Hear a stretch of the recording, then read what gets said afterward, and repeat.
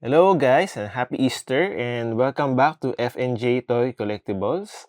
Ayan, so mag-unbox tayo ulit ngayon ng isa na namang C6P exclusive from Iron Studios. No? Dumating to last January. Ayan, so this is the Greyback Elder Predator art scale C6P exclusive from Iron Studios. Ayan, tara, tignan natin. Buksan natin, ito yung base. Tignan natin yung base. Yun, wow. Yun, oh. Andito yung mga bungo kasi nga si Predator mahilig siyang kolekta ng mga skulls ng mga kills niya as trophies. Yan. So, yan nakalagay sa ilalim niya sa C6P exclusive. Yan. So, ayun, oh. Yung Predator na mismo. Ayun, tingnan natin. Yun.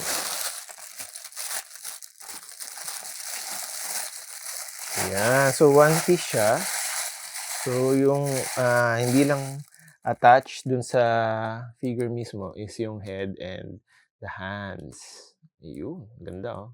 So, this is the Elder Predator. So, itong Predator na to, lumabas siya sa Predator 2 na movie sa dulong part na.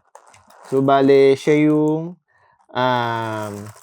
parang sumundo do sa or nag-collect do sa body nung namatay na Predator dun sa movie. So, yung City Hunter Predator yung namatay. Tapos itong tawag dito, itong si Elder Predator yung parang nag-collect do sa body ng Predator na namatay, yung City Hunter Predator. Yun. Oh, wow. So, ito may skull nung isa sa mga trophies niya. Trophy nung Predator. Saan ba ito nilalagay? Sa baba. Dito lang siya. Pwede mo na ilagay siya dito somewhere. Yan. Okay.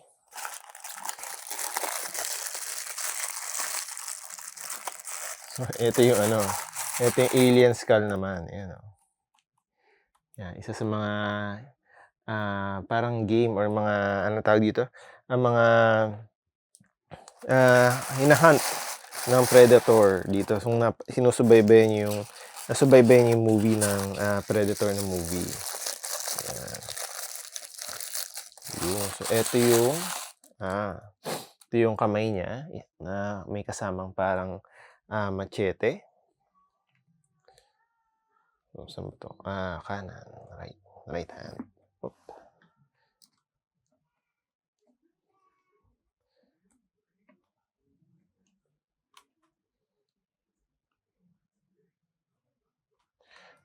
Sa left pala. Left hand.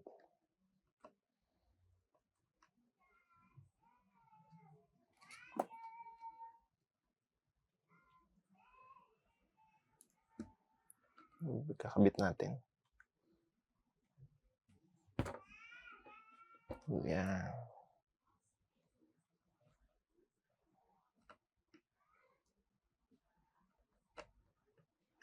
Yun, okay. Right. Tapos, sorry, tinitignan ko kung saan nakalagay dito eh. Dito pala.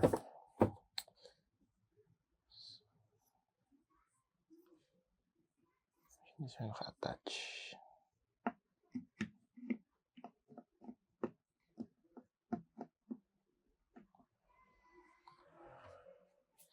Tapos, ito. Dito sa likod.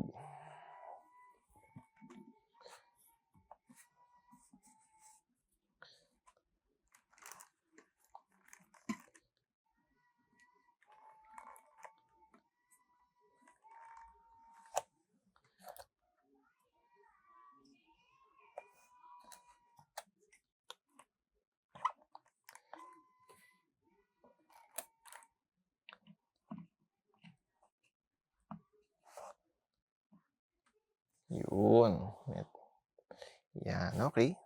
So, yung isang kamay naman holding a pistol.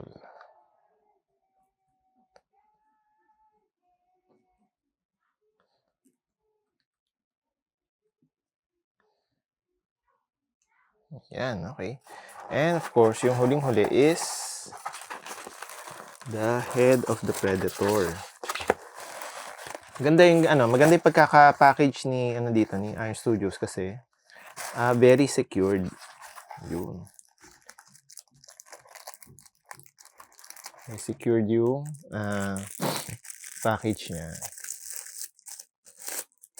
Ayan.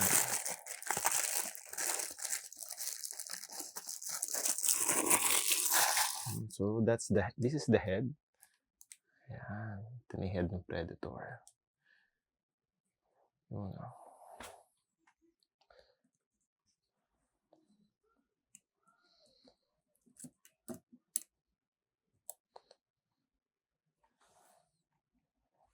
Yun. That's it. Tapos meron pa dito may isa pang part. Hindi lang.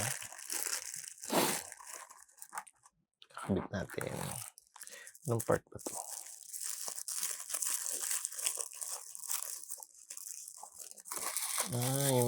Yung baril niya sa taas.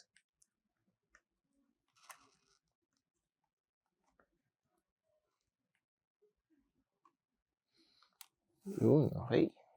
Yun. Tapos, meron siyang extra dito. Let's see. So ito yung mga beads. Okay. So, meron siyang parang mga kwintas. Yun. So, ito ba ay nilalagay sa leeg? Ayun, okay. So, bago natin ikabit pala yung ulo, kwintasan muna natin. Yun. Ito yung mga kills niya. So, yung mga trophies niya na maliliit, mga kwintas, mga bones ng mga napatay niya. Yun. Ayan, there you go.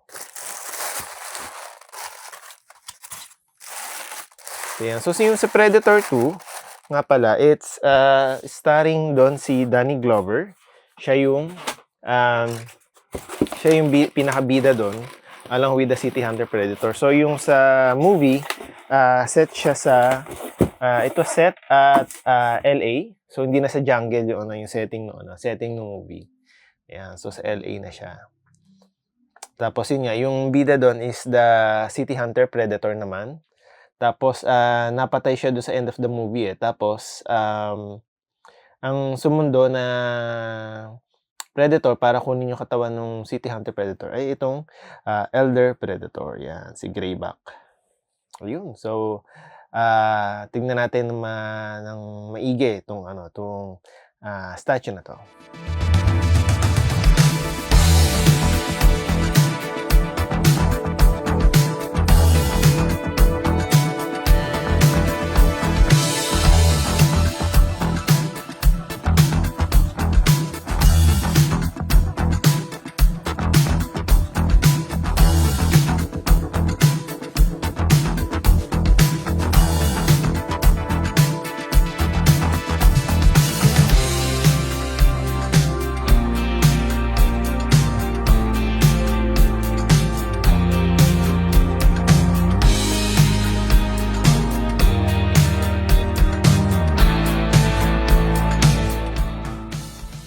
Ayan, so nakita na natin itong CCXP exclusive na Elder Predator from Iron Studios, no?